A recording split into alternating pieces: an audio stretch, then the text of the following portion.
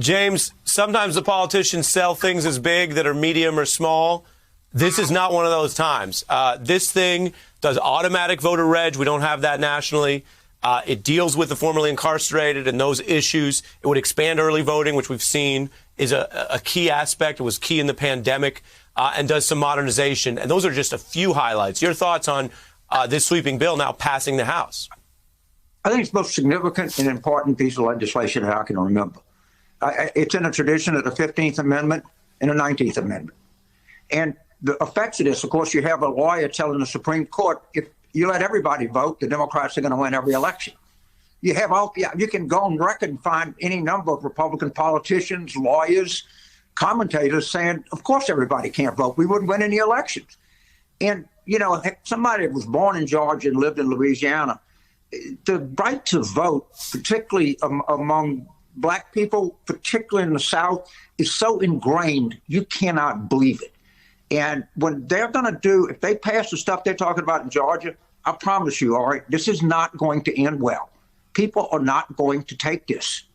They're not going to work, and they're not going to have Frederick Douglass and Martin Luther King Jr. and John Lewis, and then have a successful election, and then have somebody say, "Well, no, that's not what we're going to do. We're going to make it where you can't be successful anymore." If John Roberts thinks that is, you know, in Shelby County v. Holder, that's up there, that was a really horrific Supreme Court ruling. And I got news. These people live in an ivory tower. They do not understand remotely what the right to vote. But you and I, we take it for granted because really no one's ever tried to stop us, our parents, or grandparents, our ancestors from voting. Black people take that a lot different than we do.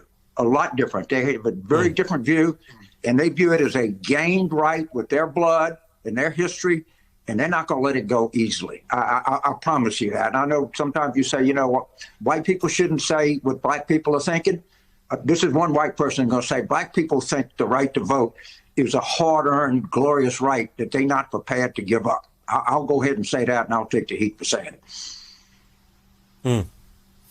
You look at this, James, you just made the point that a Republican admitted in the Supreme Court this week, and if it flew by people, it's worth underscoring. A Republican lawyer said they want to change the rules so fewer people can vote. Otherwise, Democrats will win elections. Right. How big is this as the fault line of the future of American politics if you have the growing thinking in the party, it's not my job to say everybody, but someone did say it under oath at the Supreme Court, is they got to find ways to cheat because they can't win if there's just normal participation. Well, not only that, why didn't some Supreme Court justice say, wait, counsel, let me get this straight. You saying that if we enforce the 15th and the 19th Amendment and we force the 14th Amendment for equal protection, all right, and you saying if we did that, we shouldn't do it because we would force an outcome to an election that you don't like? Are you really making this argument before the United States Supreme Court? Really? If you think of it, the right to vote is very popular. In Florida, we talk a lot about Florida. In 2018, 60% of Floridians thought that convicted felons who'd served their time should have the right to vote.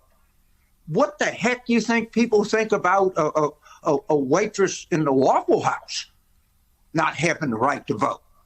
Hey, I'm Ari Melber from MSNBC. You can see more of our videos right here, or better yet, subscribe to our YouTube channel below. You could have been anywhere in the world, but you're here with us, and we appreciate that.